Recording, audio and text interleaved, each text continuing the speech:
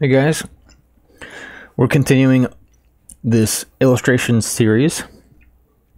In this video, I'm going to be working on the Warlock, and eventually I'm going to want multiple illustrations of the characters or the hero cards, mainly because I want to represent multiple races and multiple genders. And so here's a more female Warlock. I did this initial sketch in Sketchbook on my phone, Autodesk Sketchbook app. So I'm just going to copy it again just from my Google Photos account, create a new document in Paint.net, put in my resolution of 350, my width is 10, and my height is 6. There we go. Click OK. And Control V to paste it in. And I'll expand it out. And you can see how much bigger this canvas is compared to my initial sketch. Now this sketch is, I think, pretty good. It's I don't think it's going to need a lot of changing, but there are a few things that I've already kind of kept in mind that I may want to add, just to, again, sort of emphasize the personality and character of this class. So when we get to the ink part, that's probably what I'll change. All right, so I just enlarged it, and let me just pull up the stream here so that I can see if there's any comments going on.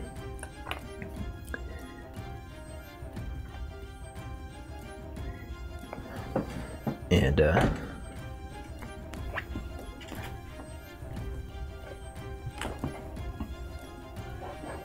right, here we go.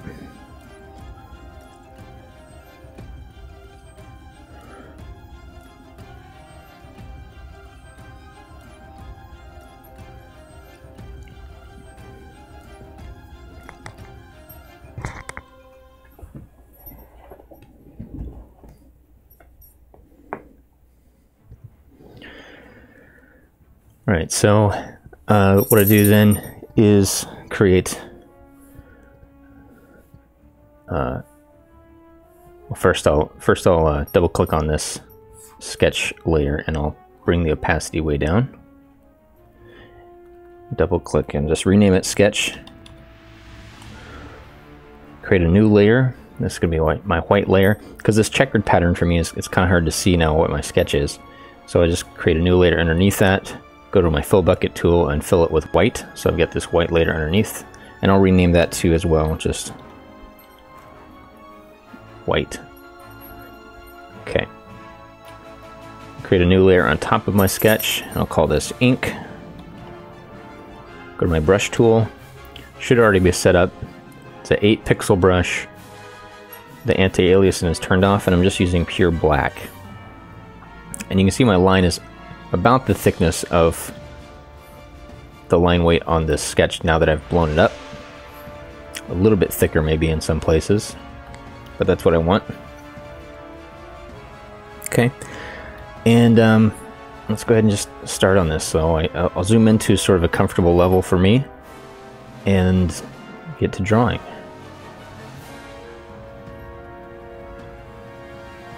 And just like you might have seen in some of the other videos,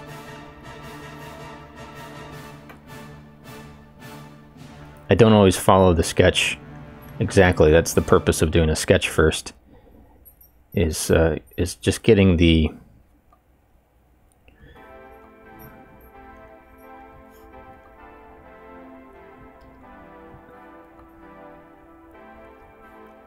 sort of one I work out some of the proportions and stuff. That's where I can kind of, you know, play and iterate very quickly, knowing that it's not supposed to be a final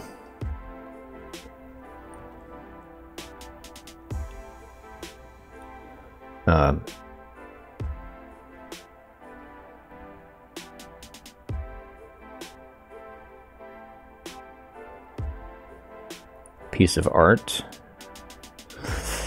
right? So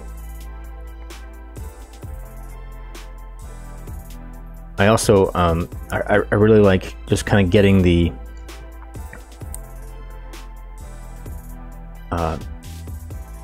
impromptu-ness of a sketch, because I don't want to lose all of that.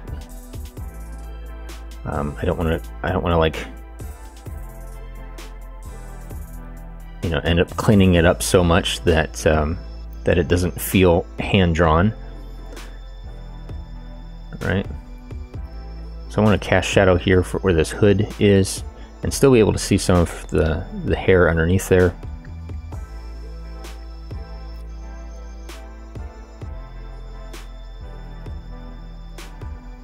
This is actually just, I want this to be in shadow, like this whole side of her face, but I'm being mindful of my light source. Like she's getting ready here to cast a spell, and there'd be some light that'd be hitting this side of her face, even though it's in the hood.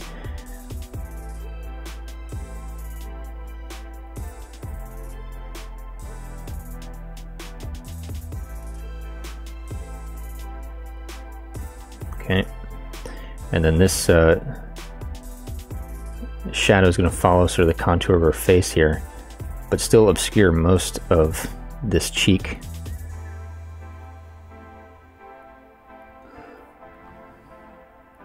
And part of my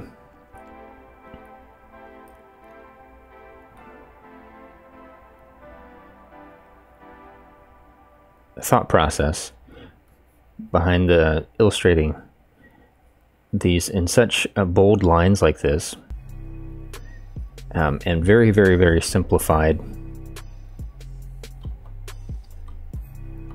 illustrations. You see her ear here. Actually, I want to change and make this like hair, like maybe her hair, the top part of her hair is like pulled back into a bun or a ponytail underneath the hood. But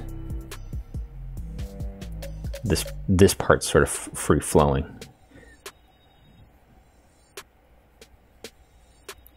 But as I was saying, the idea of using such bold, thick lines and doing this whole thing in black and white first, very stark contrast, black and white, is that I also have the idea of this being able to be a print and play game, and so I want these to read really, really well and clearly on a game table. Here's the folds of the cloak, kind of goes behind here. There's the clasp that kind of connects these two ends of the cloak. You can see I'm sort of like adding in some details. Some things I might leave out, and there'll be some things that maybe I feel like need to be corrected or added. And I'm just using a single line weight, this 8-pixel brush. Large areas like this that are just going to be pure black, I can fill them in very quickly with the paint bucket tool.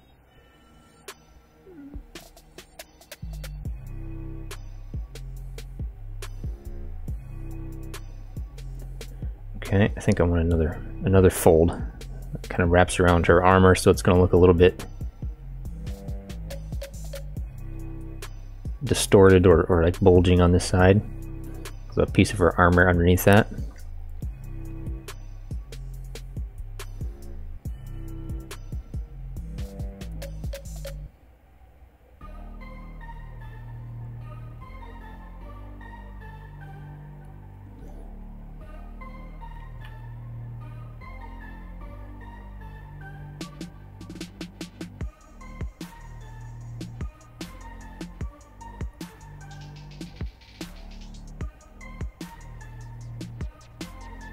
There we go.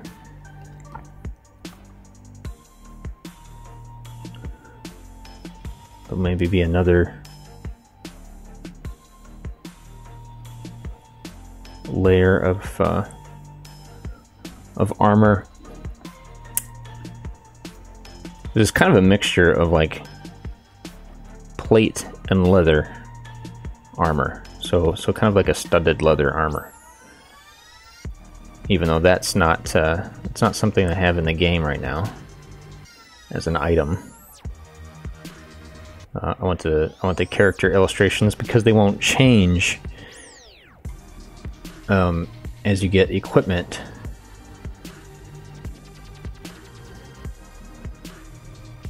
This, I think I was just using, there's like a piece of cloth here, almost like a coif or something underneath the hood.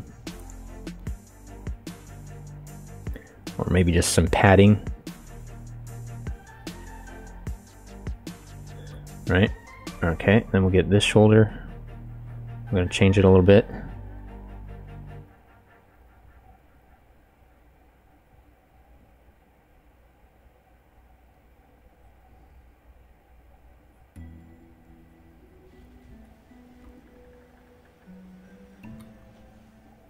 Let's see, and this maybe would just be peeking out like that. You'll see I go in and kind of thicken up some of those lines, really just to kind of simulate shadow and depth. Let's do this like that. Okay, there'll be a big shadow here.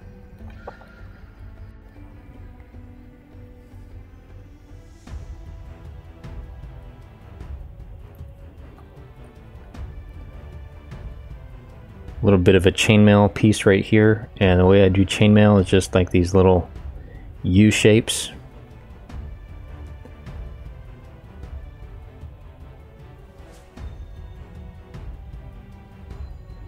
Give the implication of texture without drawing every single little link.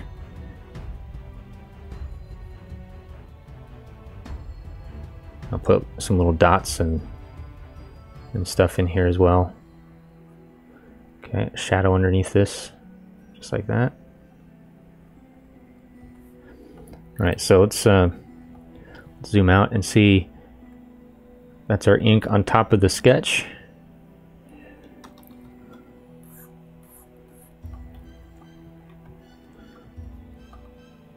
Much cleaner.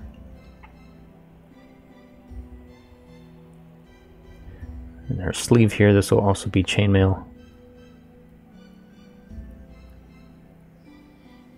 Now the way that I've thought about my Warlock for this game is a magic user that is also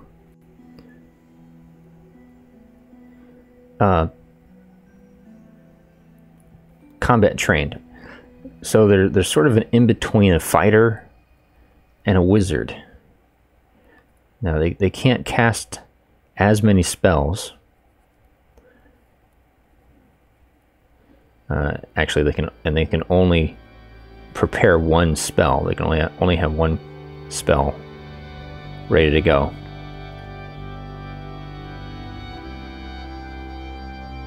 And it costs hit points in order for them to cast their spell. Whereas a wizard casts it from his knowledge, his intellect. A warlock casts it from their essence, from their might, and their will.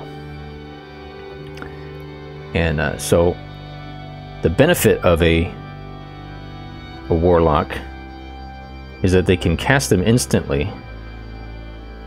They cast one spell instantly by spending one hit point to do it. Of course, that's going to take them down in hit points over time, which can be dangerous. But they don't have to take 2 turns essentially to cast a spell. I'm still kind of working out the mechanics for the magic, because magic is very difficult and it can be very overpowered, or it can be very just like annoying if it's underpowered. And so of course I want it to be powerful because it's strange and mysterious, and it's also hard to master. So I want the payoff to be there for the players, And see, I'm changing up this pouch here a little bit. I'm gonna add in a strap here that attaches maybe to this belt, like that. A shadow under that, and there's like a bigger bag here on the back.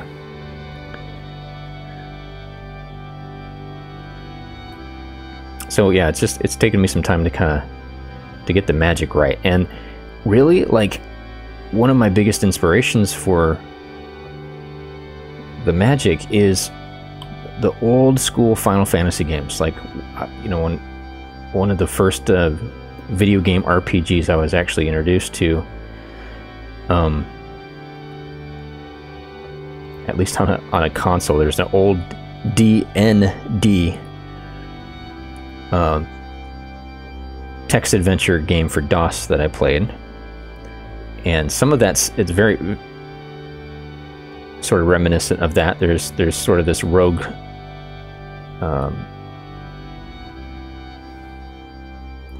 roguelike spirit to it, you know, that your character is very precious. You're not just going to respawn. If you drop to 0 and can't get revived in one turn, your character dies. And of course the player can come back as another character, but that character is dead. There's no save point. There's no respawning. Okay. I want to make this chainmail skirt a little bit larger. And there's these couple of belts here that end up overlapping. And I want to have another strap here for this pouch.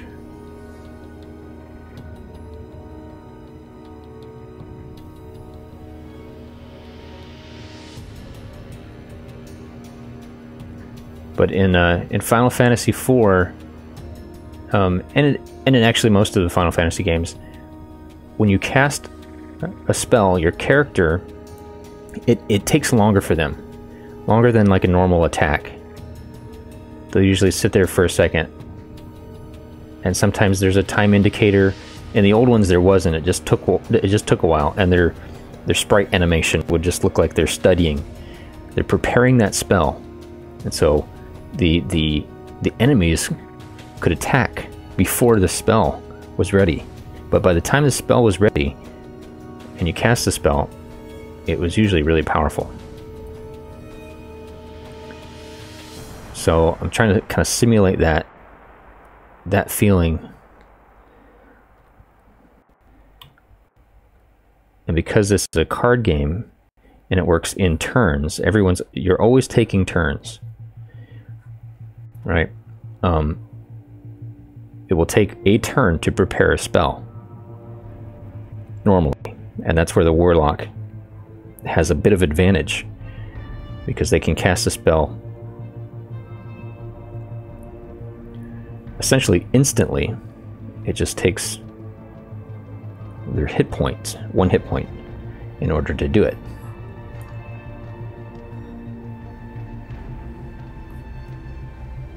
And once they cast the spell is burned, and they won't be able to cast another spell until the end of the battle.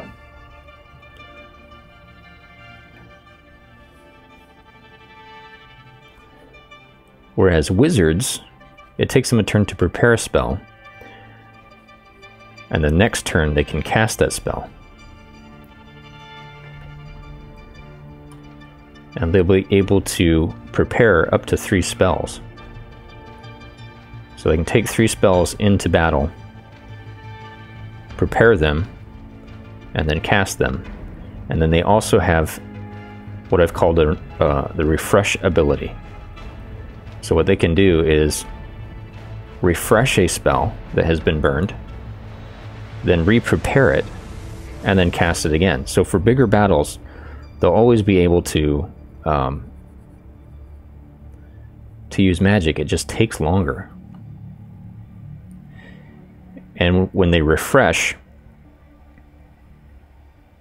they'll have to make an attack roll with disadvantage. Because remember, like in Final Fantasy, enemies could still attack. They could take that opportunity while the magic user is preparing a spell, concentrating on the, whether it's the components of that spell, like in D&D, or the ancient arcane words. Enemies can still attack you. And that's where the danger comes in, and that's why, you know, there's some strategy to picking characters, and it's a cooperative game. You don't want to get stuck either with all your spells burned in a battle, and like a wizard's attack is actually pretty weak. The Warlock is actually better.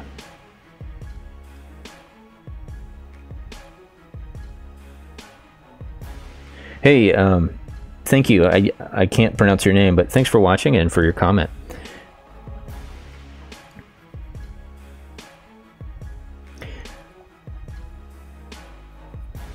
So the Warlock's going to be better. They can equip heavy armor,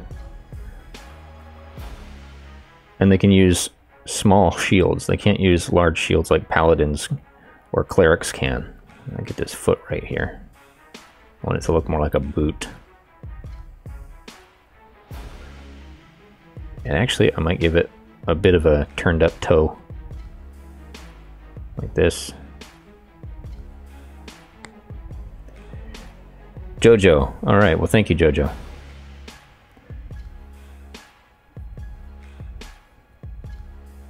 Where are you watching from? Just be curious to know. So the Warlock can equip light weapons,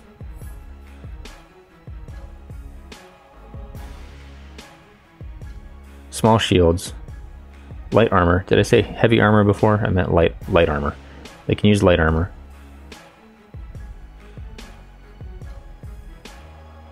And they can use just about any weapon, unless it's otherwise stated on the card. There'd be some that are reserved for, like, clerics or paladins.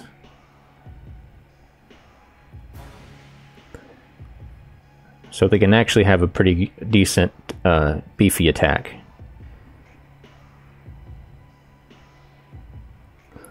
Which will make them, I think, a little bit easier to keep alive, especially if you're playing with fewer players. So if you want to be a magic user, but maybe you're only playing with 2 players, and one player wants to be a fighter or a barbarian. Well, being a wizard, you really want to be somebody who could protect your other character. You really want to choose somebody that can protect that wizard while they're preparing their spells, or that wizard's going to die very quickly. Which is sort of atypical for fantasy RPGs. The wizard is weak. He only has 7 hit points. It takes him time to cast spells, and while he's preparing those spells, he's vulnerable. Once he casts those spells, they can do devastating damage. But like a good combination, if you want to be a wizard and you only have 2 players, would be a paladin and a wizard. A paladin can use his guard ability, so he can absorb damage for other players. In this case, for the wizard, while he's preparing a spell, the paladin can stand guard,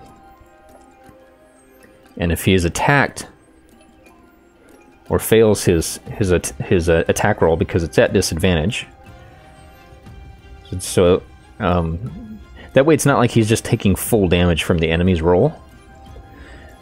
The wizard, I mean, he's not taking full damage while he's preparing a spell. He still has to make an attack roll, or a combat roll is what I'm calling it.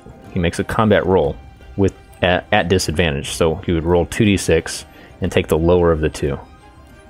Most of the time, in that case, especially because the monsters or the enemy win ties, unless you're the fighter, you're going to take damage.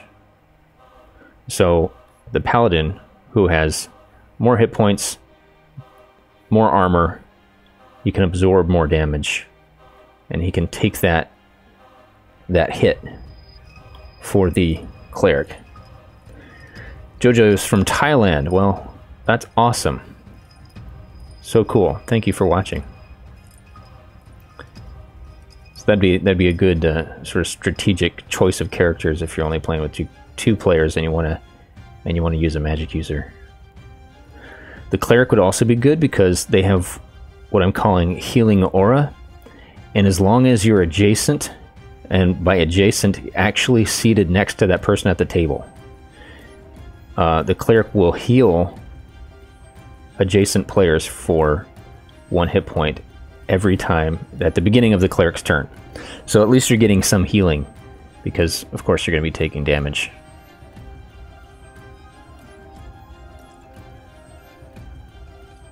That's going to be solid black there. Oh, I almost forgot something. Okay, so for the Warlock, what I wanted to do is, and maybe I'll do it right here. So I'm going to erase some of this stuff. Right here, right here. I wanted to add a couple of skulls. Just to kind of imply, not to make them evil, but to kind of imply, these are going to be small skulls, that they are sort of a darker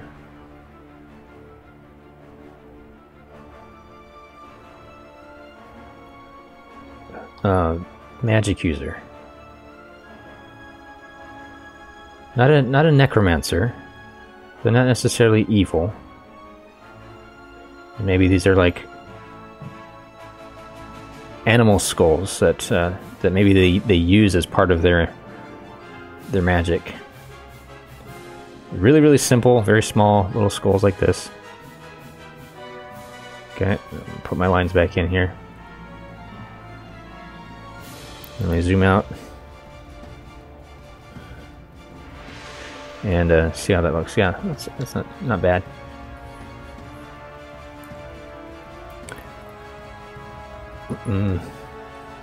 Yeah, that'll work. We'll leave it for now. I don't know if I might change it on the final card, but I don't want it to look like an afterthought, but it kind of is. So, but since they use their own hit points, it's a bit of a different kind of magic.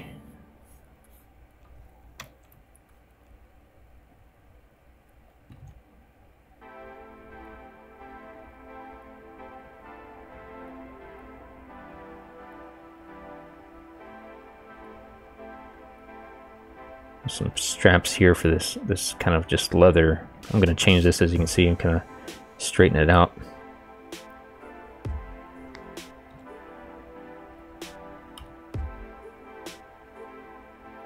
Like a leather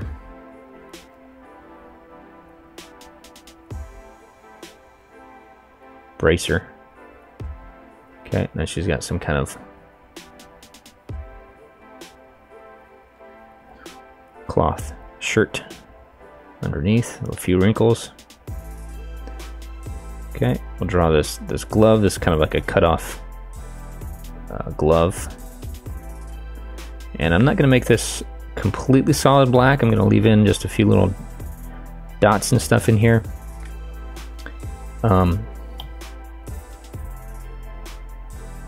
Right, there we go. With these fingers.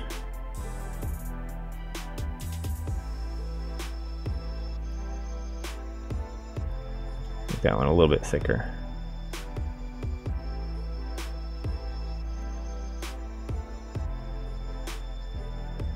Okay. All right, and now this shape here is just going to represent sort of the energy, like maybe they're getting ready to cast fireball.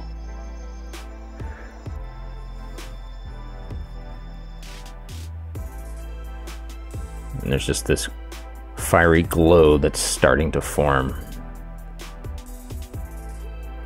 from her hand, just like that.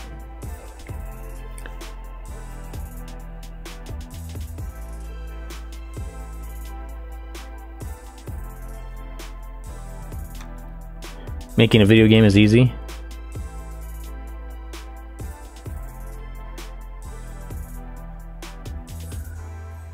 It wouldn't be for me, but I really enjoy like the tactileness and the social aspects of a board game or a tabletop game. And I've always wanted to make one. This, I mean, I think that I could see this translating into a video game, or maybe a mobile game or something like that at some point. Once I get all the mechanics and everything down, and you know, if the card game has some success, then that'd be pretty neat.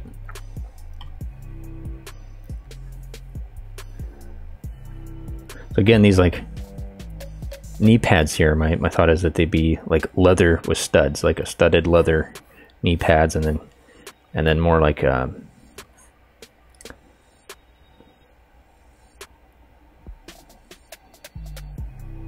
plate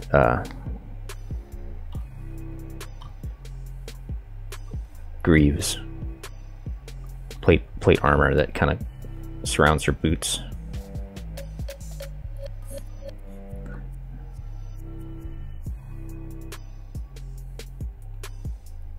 Okay. Clean up that line a little bit. Then I want to match these.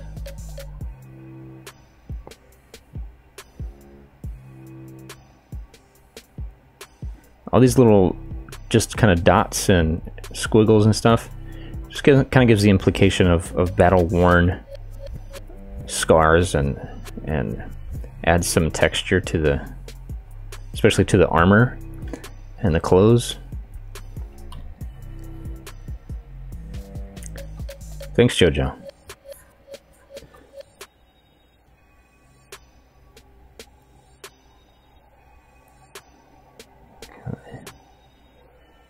Make that little turned up part on the boot, like that. Actually bring that down a little bit more.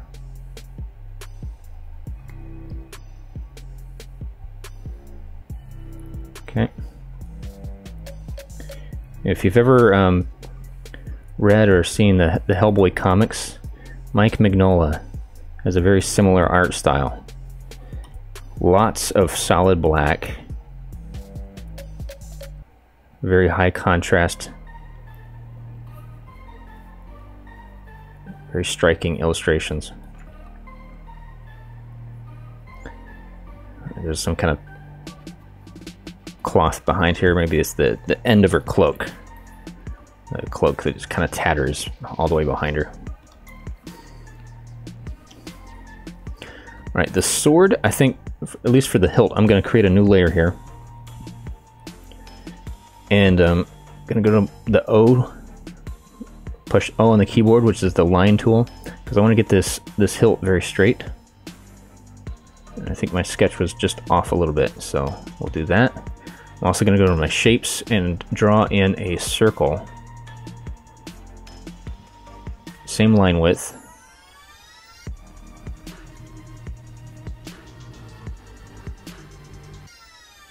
This way I can move it right into place. Draw in another one that's smaller. And this is still pixels, but being able to draw it like this, so I get that geometry just right. Basically be like using a protractor or a compass and a ruler, and then I go in with my brush and sort of add in details by hand. I'm gonna erase this part behind her hand right there, and then I can merge these together. There we go. And I might do the same thing, actually. Should have done that before I merged them, but I'll do the same thing for this blade, because the blade as well, I want this to be very straight, and I'm also making it a little bit thinner because that was a little hefty.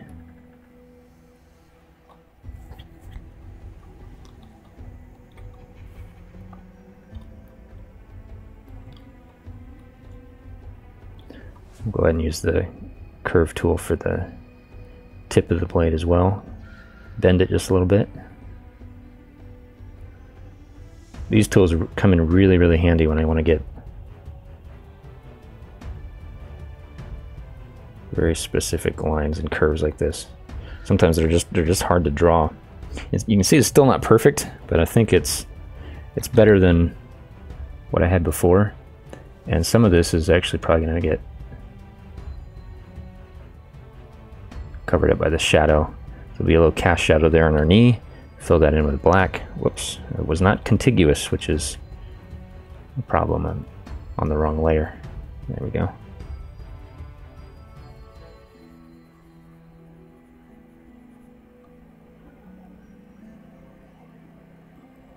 Okay.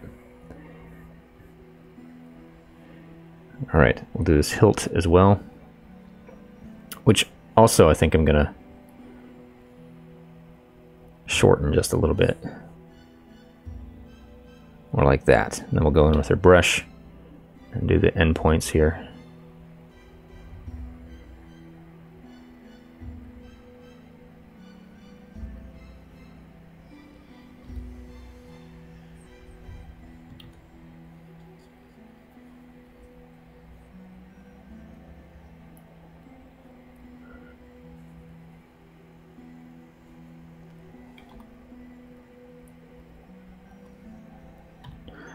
So there's not a lot of like high fidelity detail, just enough to sort of imply the idea. That's what I want. I'm going to leave some of these little scatterings. You can maybe even put in a little bit more in there. Okay. Now I can merge that down. That's our ink. All right.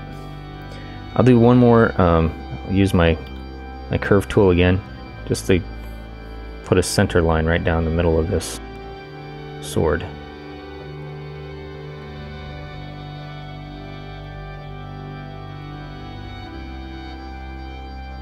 Just like that. All right, back to my brush.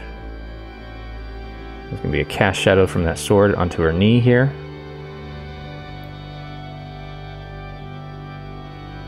I'm using the Wacom Intuos 4 Pen and Touch. It's the small version with a Wacom stylus just here next to me. I'm using that instead of a mouse for this. And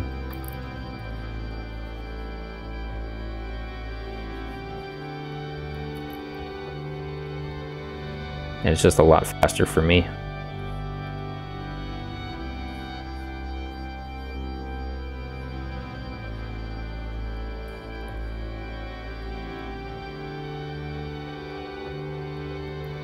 Alright, I think that line work is done here.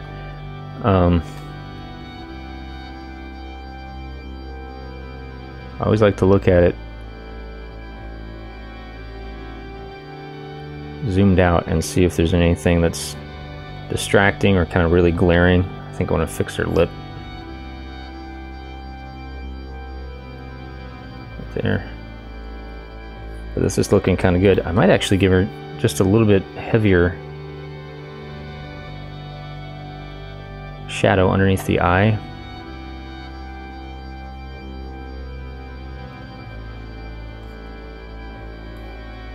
Again, this class is a bit darker of a character. That eye's kind of squinting. I guess it's okay if it's squinting, but not if it looks odd.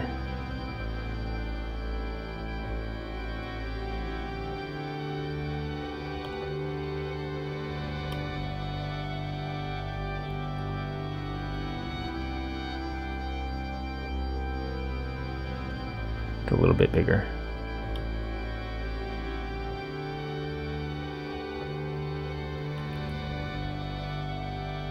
It's a little better.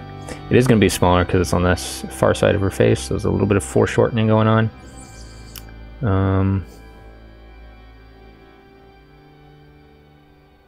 I think I like it. All right, so now I'm going to get rid of the sketch layer, select that, and delete it. Go back to my ink. go to my magic wand tool, select everything around the character, and this little piece inside here. Oh, now you see I got a problem. One of the things you got to make sure of with this kind of illustration is that all of the, especially the outside lines, are touching. Alright, try that selection again, there we go.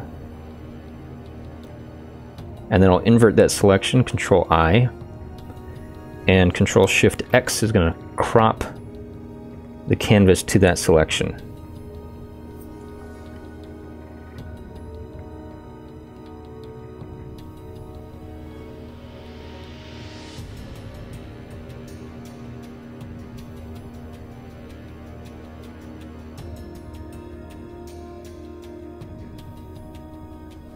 I'll just check my stream here, see how make sure it's all coming through all right.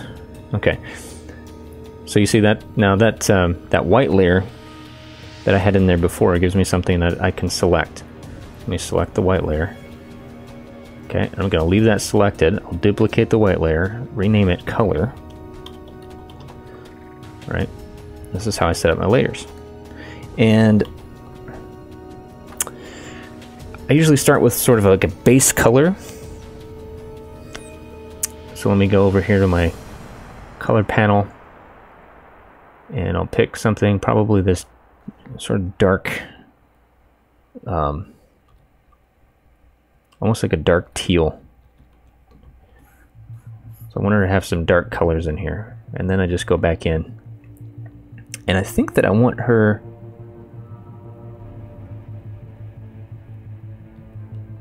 to be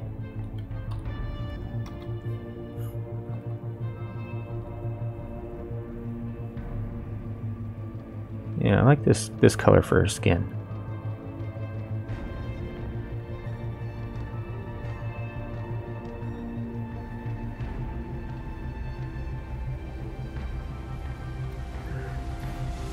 All right, so what I'm doing now is I'm just using my brush, same brush, 8 pixel round brush, and just like I did when I was drawing in the shadows for the line art, I can draw in an area or a shape and then fill it in with the paint bucket tool. So all I have to do is draw a line that separates the color out, just like this. So if I hide my ink layer, you can see what that did. Make sure it's all touching, or going all the way at least to the edge. And then F on the keyboard switches to the fill bucket tool, and I can fill it in very quickly. Alright, so I'm going to go to my color I use for metal and steel. Actually, that trim could be maybe a bronze or gold or something. This piece too, I don't want it to look like a separate piece. It's like, there you go. Like a different kind of metal. I want it to be just like 2 pieces of the same material coming together. All right, we'll get the chainmail. So I'm just using this brush to separate these areas of color out, and then fill it just like that.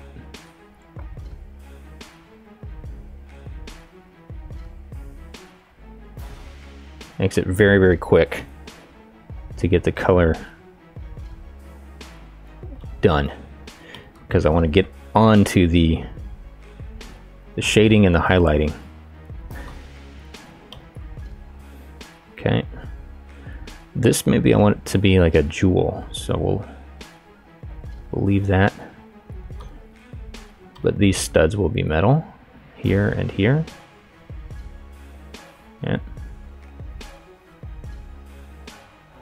these will be metal.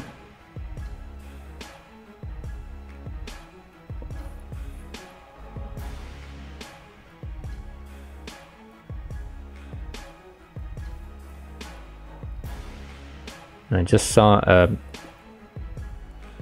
thing I need to fix, so I'll finish this up. These metal studs. on these leg bracers too, or these greaves. Just separate those out. F on the keyboard, fill them in just one tap.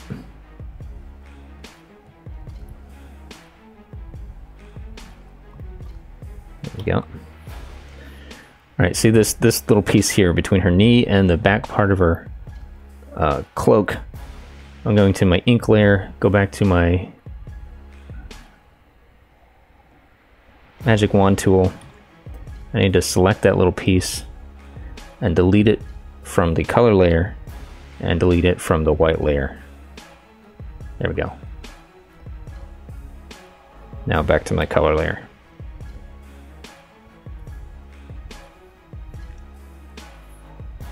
So I'm going to make sure I got all of the metal bits done. Okay, I think so. All right, we'll go to our leather next. So I use this sort of reddish brown here for leather. Same method, same technique, outlining all of the area I want to be this leather. Fill it in. There's lots of little straps and things in here. Some of these are going to be clasps, so I'll leave them. Maybe there's like a buckle and then a clasp.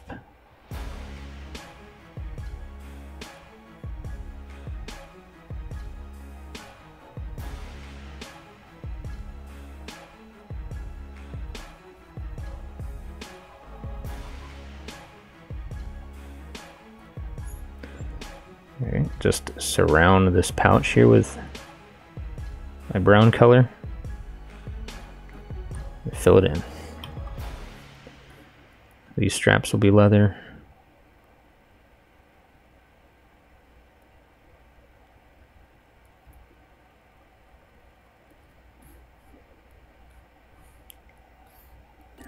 And over here,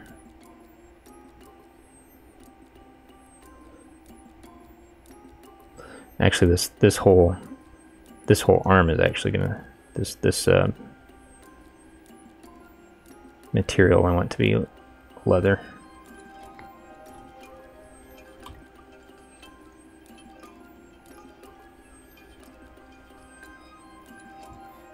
And maybe even her glove. So this is all kind of maybe part of it.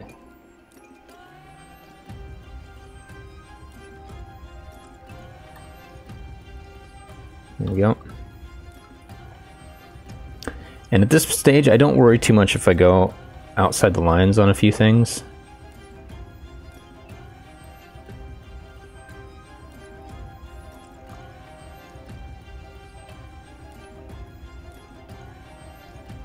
Because I've got a lot more coloring to do. So I'll be coming in with other colors and I can always fix those things. So I just noticed another thing I need to fix. This needs to be like a trim at the top of this boot. So I'm gonna make this a little thicker. I switched to my line art layer. Okay. And then back to my color layer. Back to my brown color. K on the keyboard is your color picker. So I can quickly pick up the same color. Get back into painting. See there, I went over the sword. Not worried about it right now.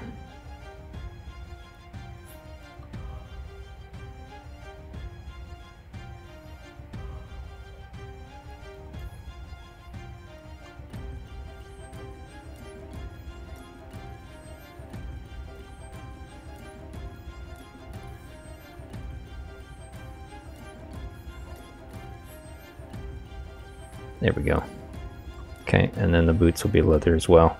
And these I should just be able to fill in because I've already separated it with the metal color there. Oh, her sword should be metal. So K on the keyboard, I'm going to grab that metal color, separate it from the hilt. And this is where I can clean up this line. Just like that. I'm going to need to separate it here. Separate it here.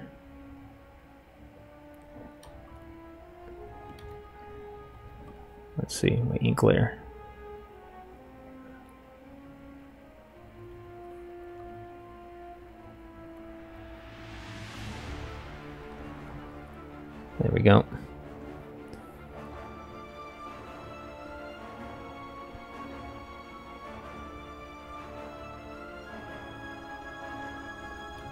And just check my stream.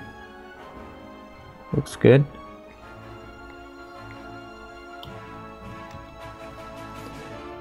And then this bit of chainmail as well is going to be that metal color, so while I'm using it.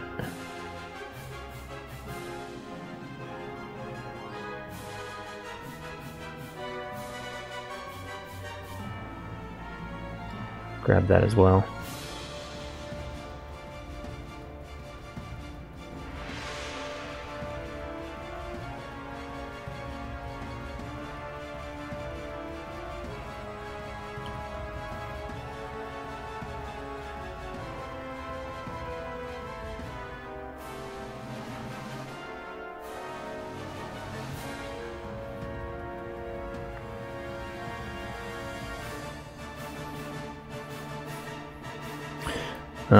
Just kind of trying to decide what I want to do next. I think I'll go for any of the gold or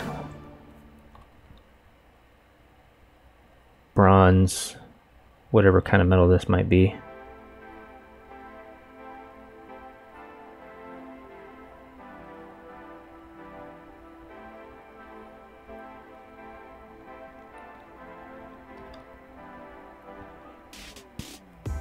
And then do some of this trim, so I don't know that she would have gold on her boots, but I like the color. And I like that it kind of separates it from other elements, so everything's not just sort of monotone.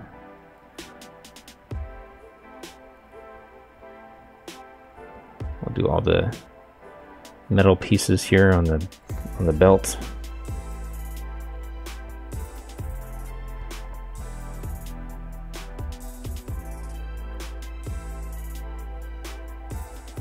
Hope the stream is coming through okay. It says there's an error. Why is there an error?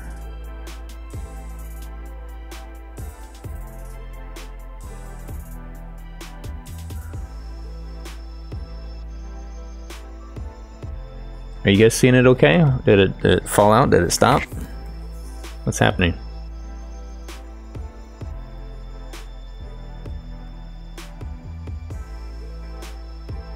I think we're back. This is live, obviously. Sorry if the stream's poor quality. I don't know why it would be.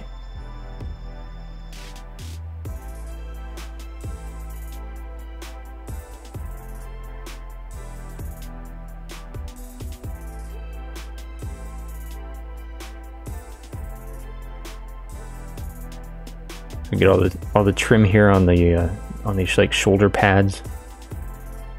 Just gotta outline it like that, fill it in. On this side as well.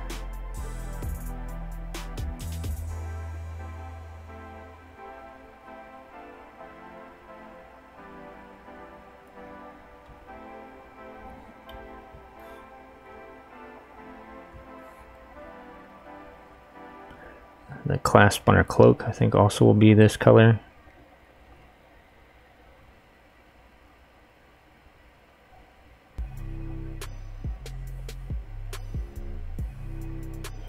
Okay.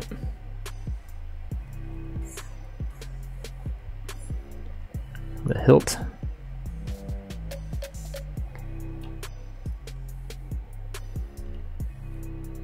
And this round bit as well. The palm.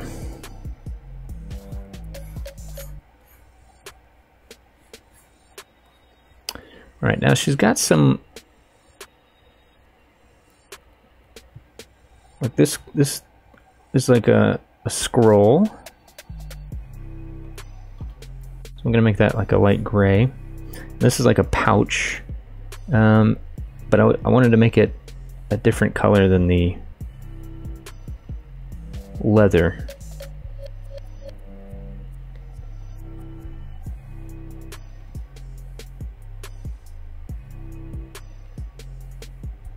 Okay, so back to my brush. I'm gonna make it a little bit more this like drab brown.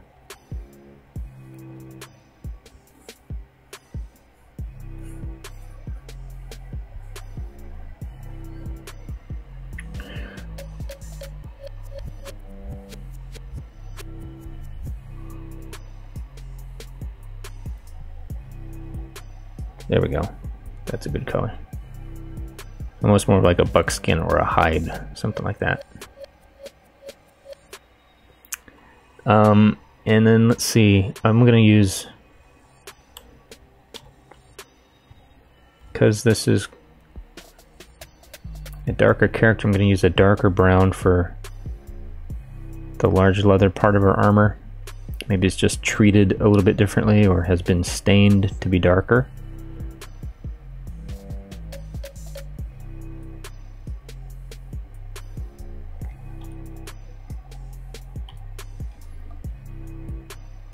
I know I'm covering up a lot of that, that kind of dark teal color that I started with, but for some reason it helps me when I have some kind of base other than white to paint over. It kind of helps my colors not end up being so washed out. So and I just mean by the decisions that I'm making and what colors to make.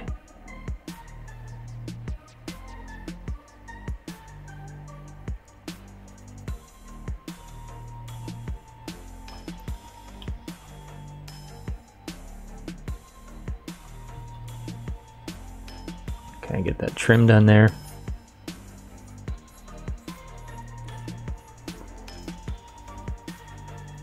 All right, so I think what I really want is that her cloak to be this dark teal color. Let's go ahead and do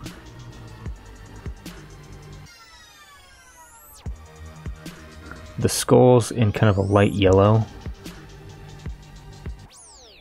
I just don't want to make them white, and I feel like the yellow of old bones kind of begin to yellow when they get older. I will use that same color kind of as like just like a bleached fabric.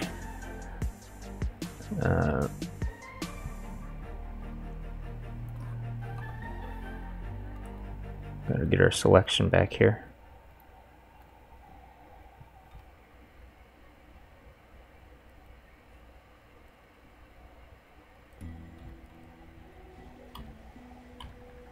There we go.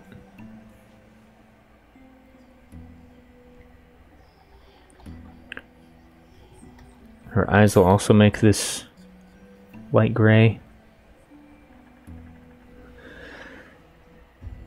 And her lips,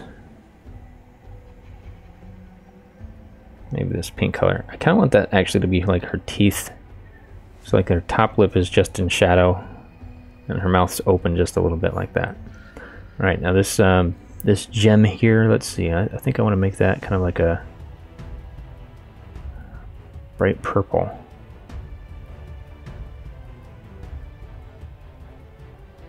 Like that. Yeah, I like that.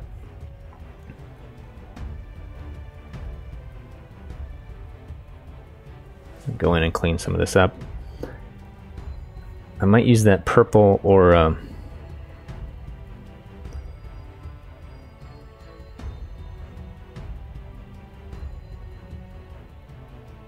something similar. Let's try this for some of the cloth.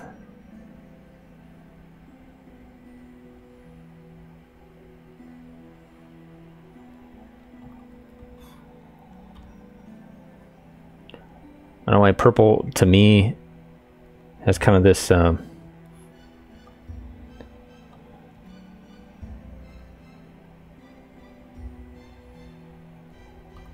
darker, more mysterious vibe to it. Just check the stream. Looks like we're good.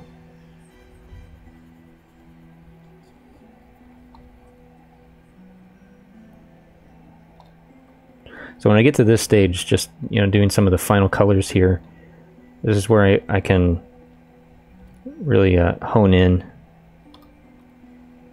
And I've got most of the colors on my canvas at this point, so I can pick them up quickly and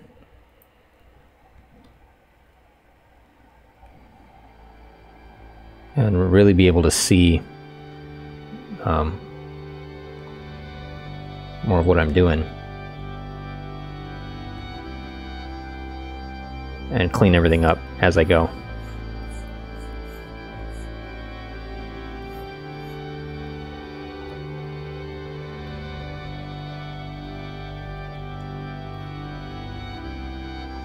Grab that purple color again, do this sleeve. And her pants here, there's a very little, just the very top part of her pants here, because her boots are so high, are showing, but I want to get that, make that purple color as well. This is kind of like the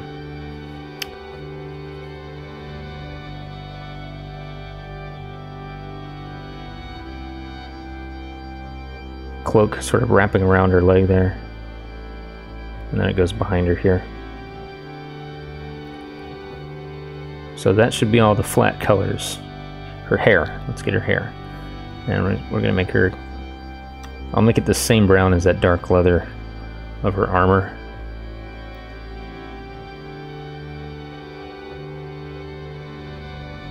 She's like a brunette.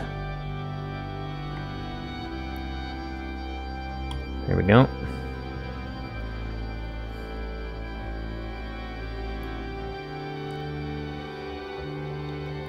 I'm gonna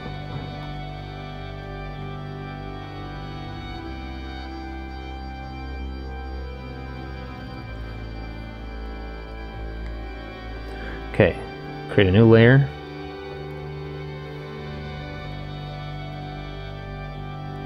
This is going to be the shadows or the shading. I put this on multiply, 120 for my opacity. Go back to my brush, and then I select this dark purple color, and this is what I use for my shadows.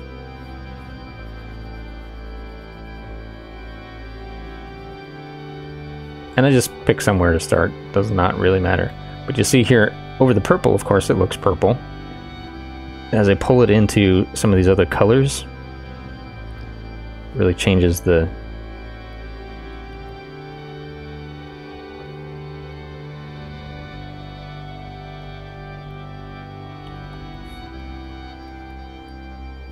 hue of the shadow. This side of the armor will be like that. Maybe bring it down like that.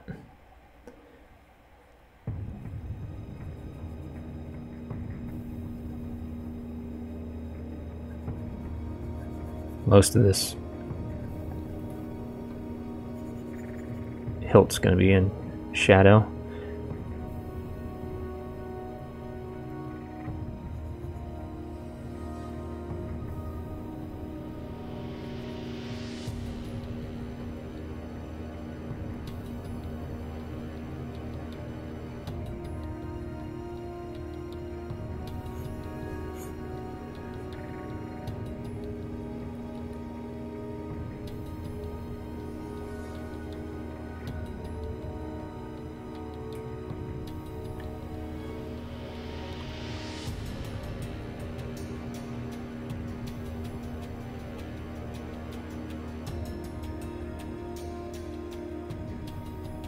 It just affects it in a different way than if I was using black to do this.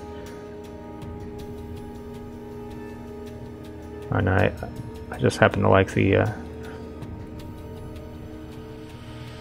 effect that it gives. Makes the shadows a little cooler.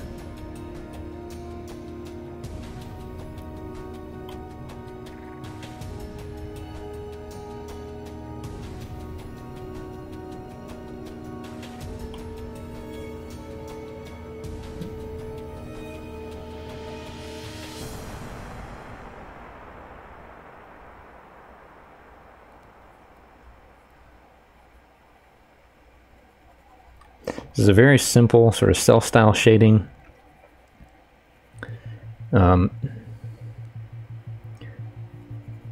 Actually, this side of the skull would be in the light. This side would be in the shadow. A little shadow underneath there. Same with this. Almost half of it is going to be in shadow.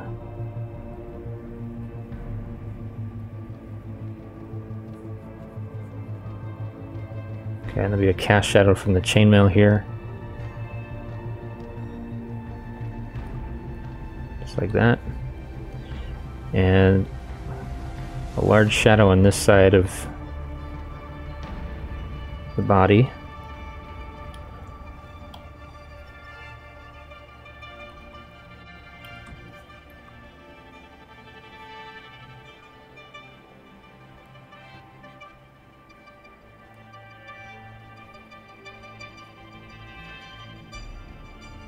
Actually thinking this whole bag is going to be in shadow.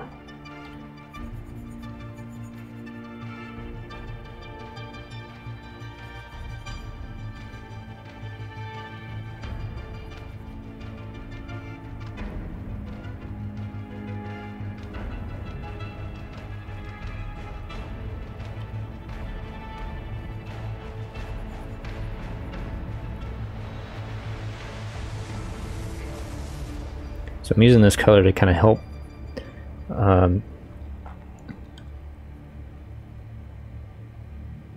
reinforce the direction of the light.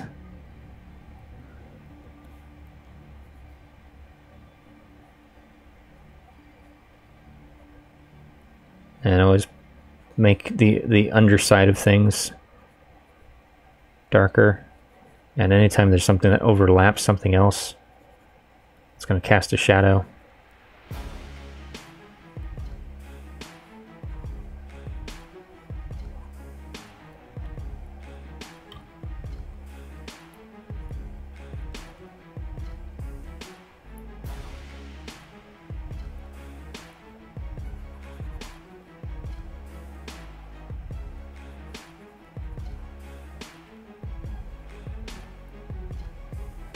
See how it affects these colors in a different way.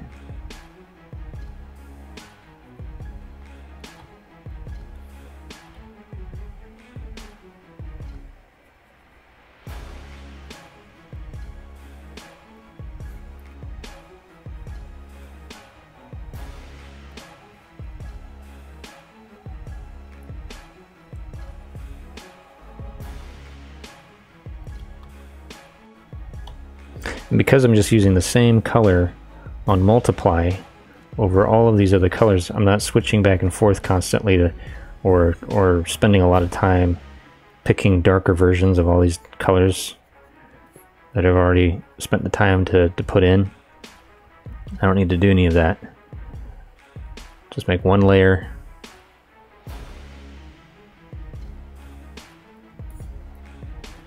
All of this is going to be shadow.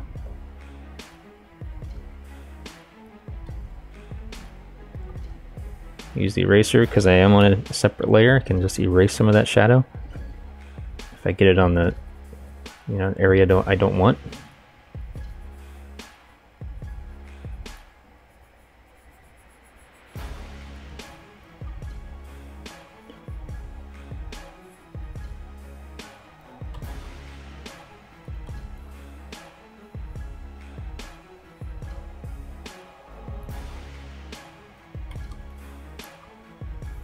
So yeah, I'm gonna just do like this half of the leg. I'm not just gonna go straight down it because I want the shadow to kind of follow the contour of the boot. But because the light is from up here, this side, and underneath things, it's all gonna get shadow. I can put a little bit in here where these pieces of leather overlap underneath these studs.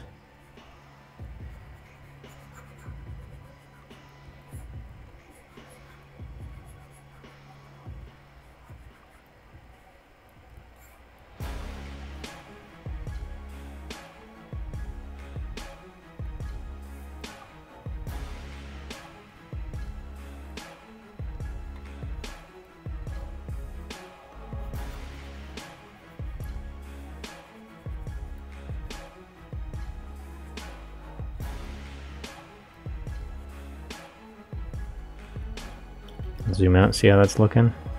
Yeah, I really like that.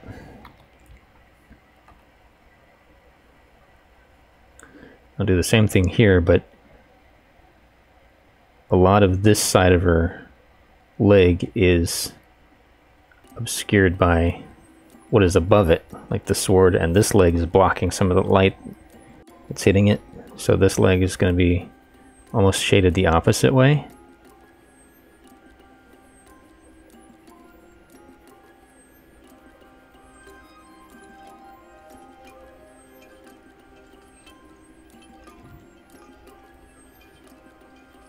The light's still coming from the top down, just less of it hitting over here.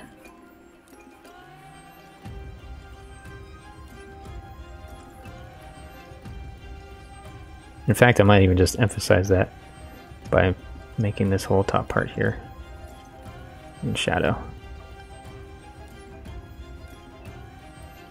Be a cast shadow here.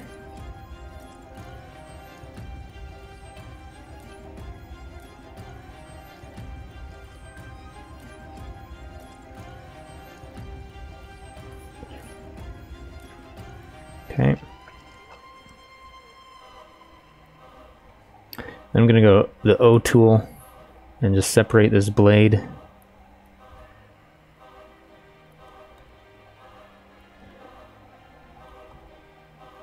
Fill this side of it in, all in shadow.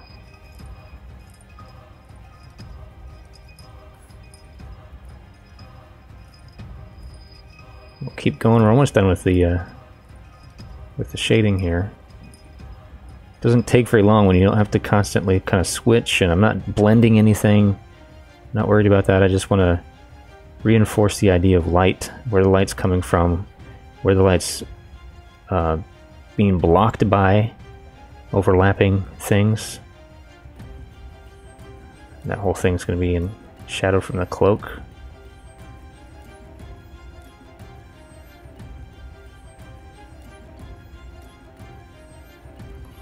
Now this will be a little tricky. This is super close to the light source, but I'm not gonna, like, I also have to make sure that this is clear.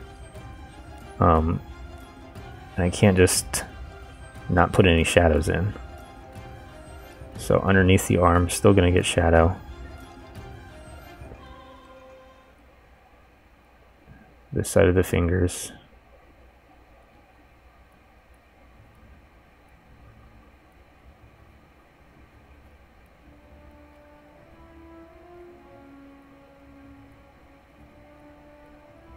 Okay.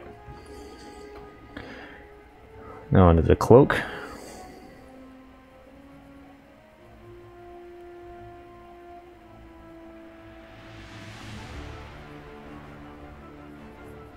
See, I'm just kind of following my line work.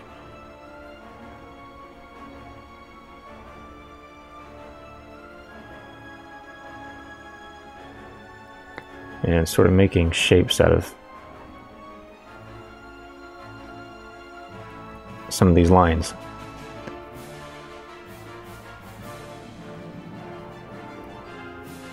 Okay. Actually, this whole side of her face is going to be in shadow, including her eye, and it's going to be interesting how it affects it.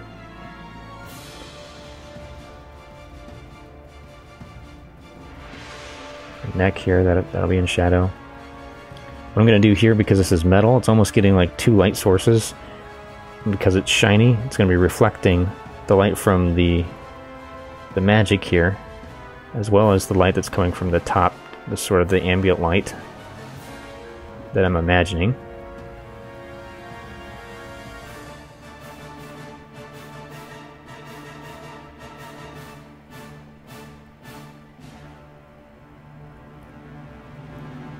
The inside fold here of the hood, underneath these folds. Just kind of scribbling it in now at this point, which is fine. It's just like I would do with a marker if I was doing a marker drawing.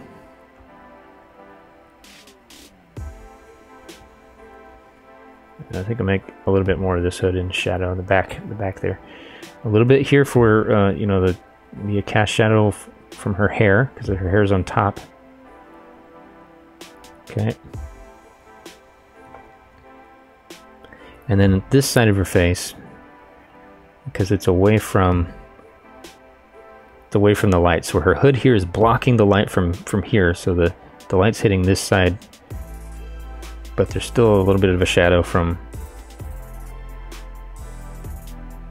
her hair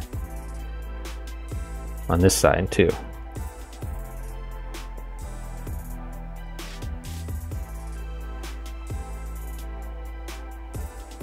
I don't like that. I'll just leave it alone. All right, I think that's good.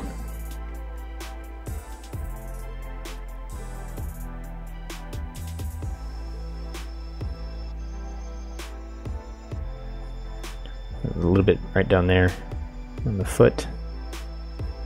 Okay. Again, I still have this whole thing selected. Create a new layer. This is going to be highlights. And I'll put this layer on screen mode, screen blending mode. Again, my opacity at 120.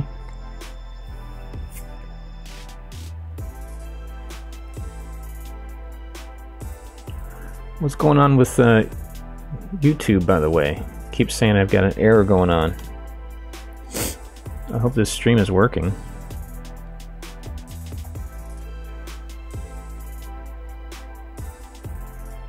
Looks like it's working.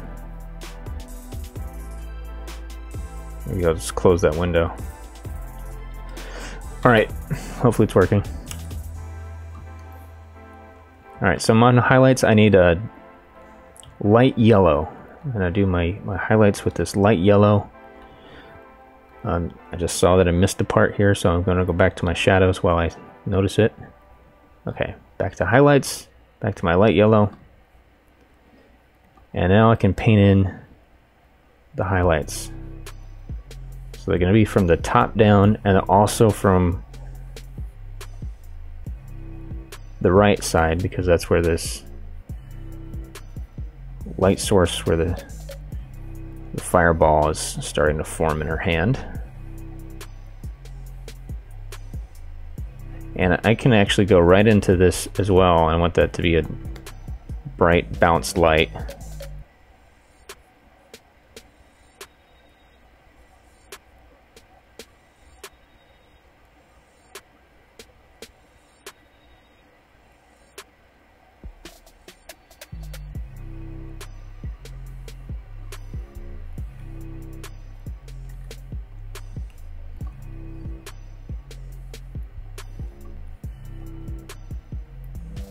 And I'm going to actually carry this around on the opposite side of her hood, really just to make sure that there's some separation when this is on the card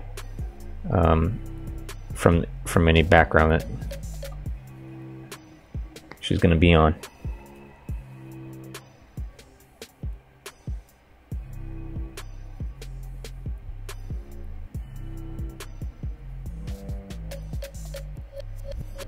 So in the chainmail, I just kind of go in here and make a few dots, and again help emphasize the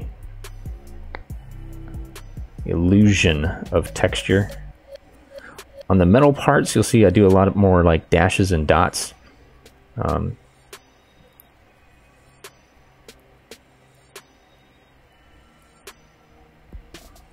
want it to look shiny, like metal.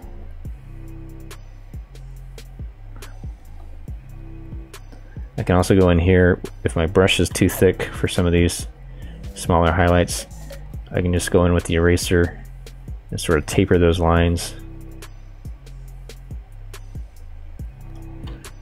Again, I don't like messing with changing my brush size and kind of finagling with brush settings and stuff.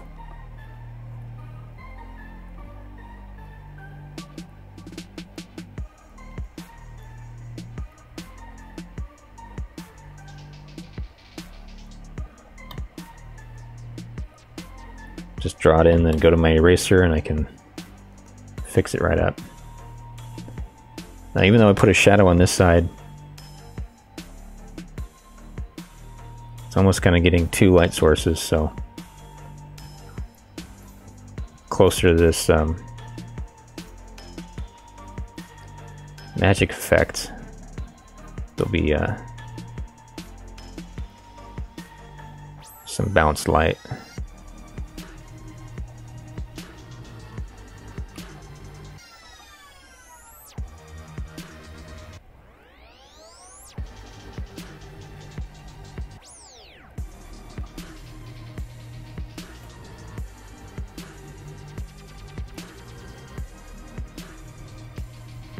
You can see I'm a little bit more sparing, a little bit more reserved with the highlights.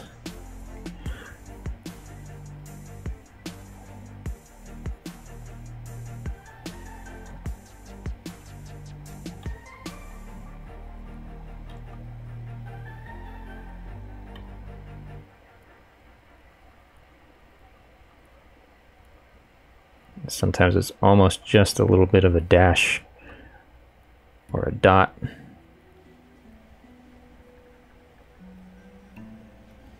Mostly just focusing on like the tops and the outer edges of things. Again, this is going to help separate it from the background, almost like a rim light. There's still going to be some reflected light on those sides.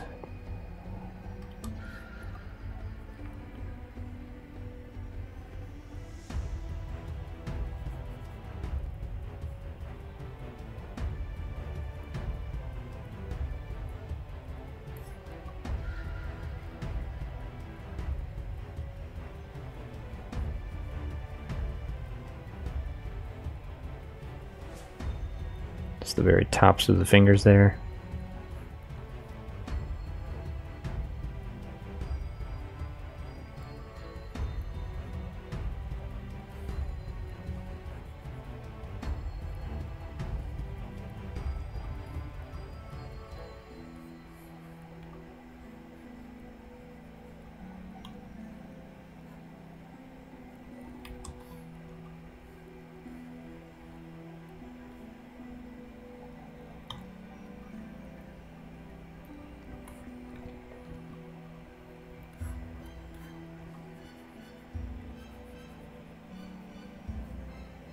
This side of the boot is going to get more of the highlight, the top ridges, and the right side.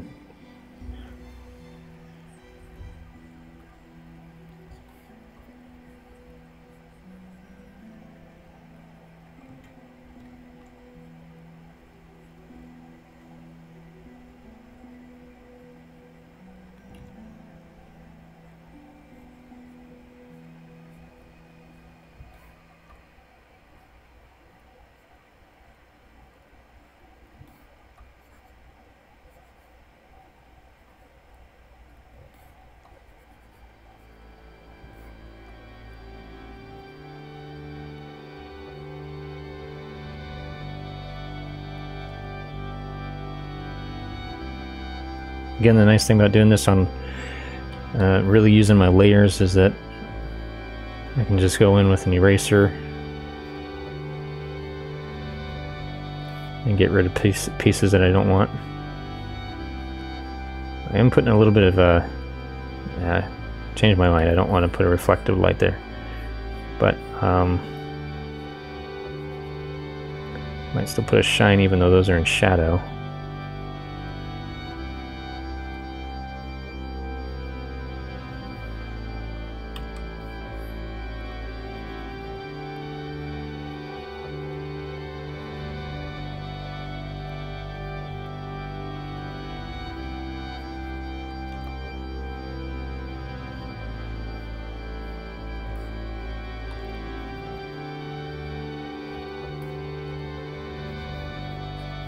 I'm a little bit more liberal with the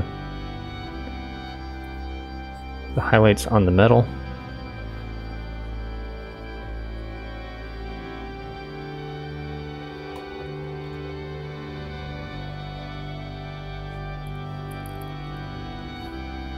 Zoom out and see how it's looking. I like that. Looking good.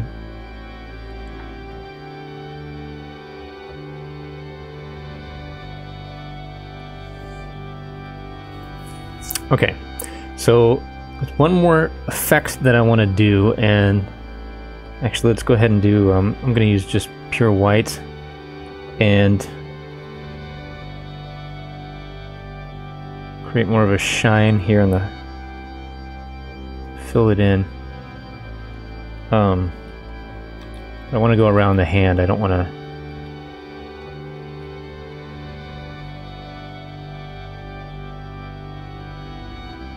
I don't want to mess that up. So do it like this.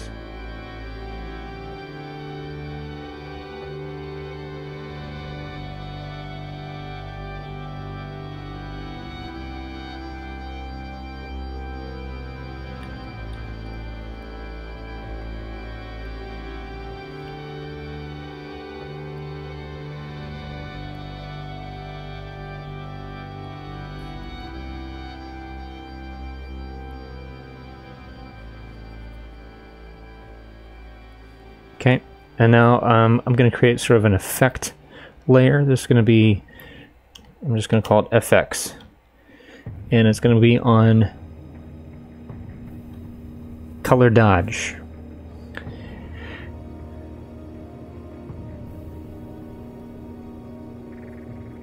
Yeah, and let's just lower the opacity a little bit.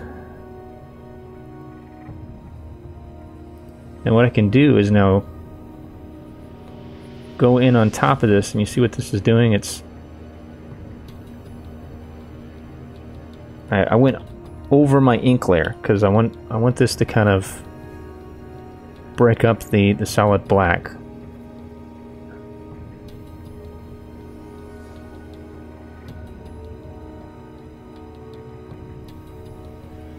And still using this light yellow color, and it turns the black to almost a red.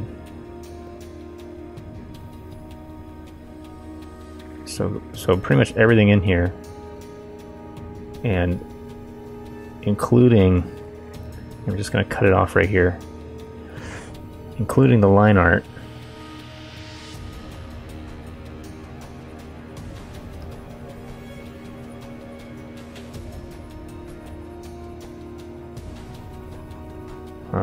Sort of treating painting over the line art, so that even takes a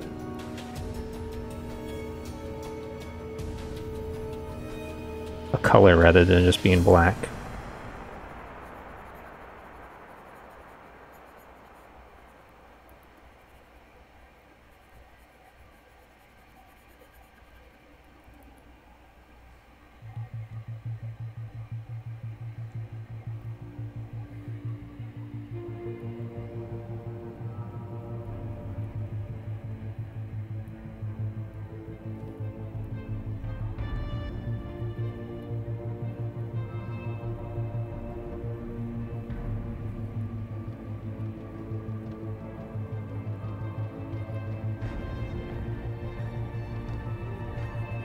There's a couple things that I could do. I could kind of fade it out, which I might try.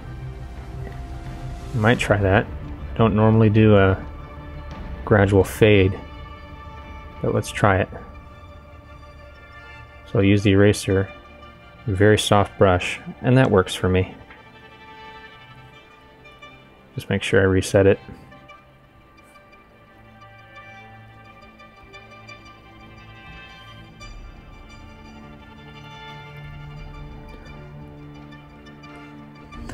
Right, I'm gonna go back to my highlight layer, and this blade needs some shine on it.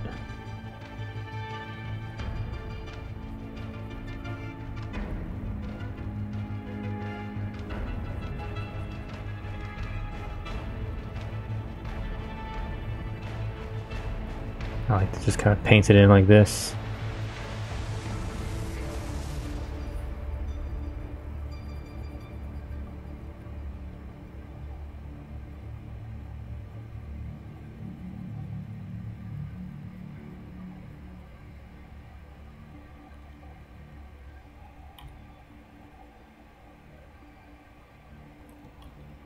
Zoom out, see how that looks. I kind of don't like it underneath here. I don't know why. But... that feels right. Okay, I want to put...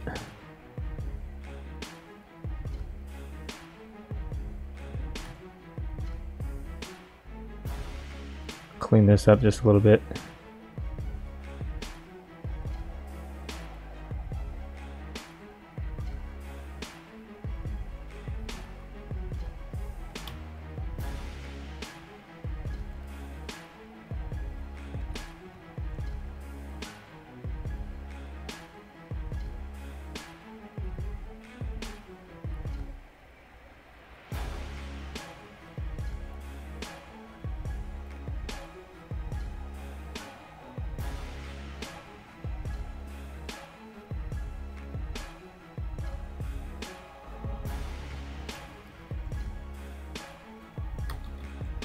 It looks like she's wearing a mask.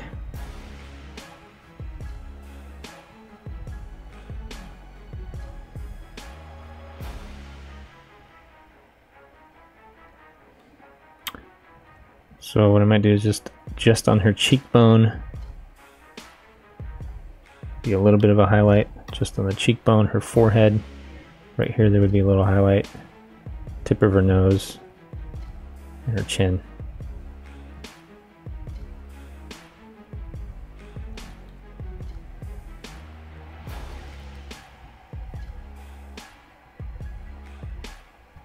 Okay, and her eyes.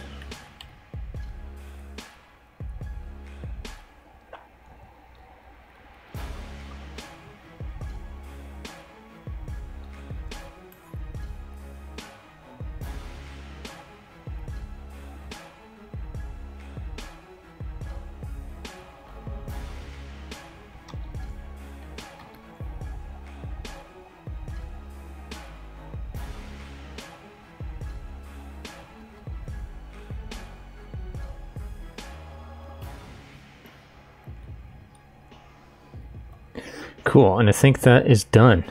So let's go ahead and save this as a paint.net file. This is going to go in my Warlock folder. And this is Warlock 01. And I'll also go ahead and save it out as a PNG. Color.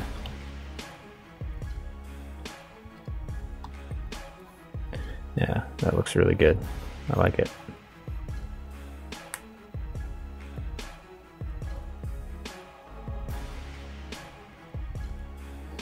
And then I'm also going to hide all of my other layers and save a black and white version.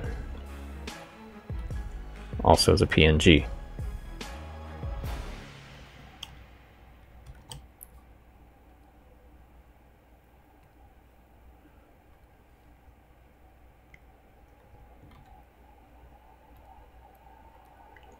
And turn everything back on and just resave my file just for good measure. And that's it, guys. Thanks for joining me on this behind the scenes journey drawing the Warlock.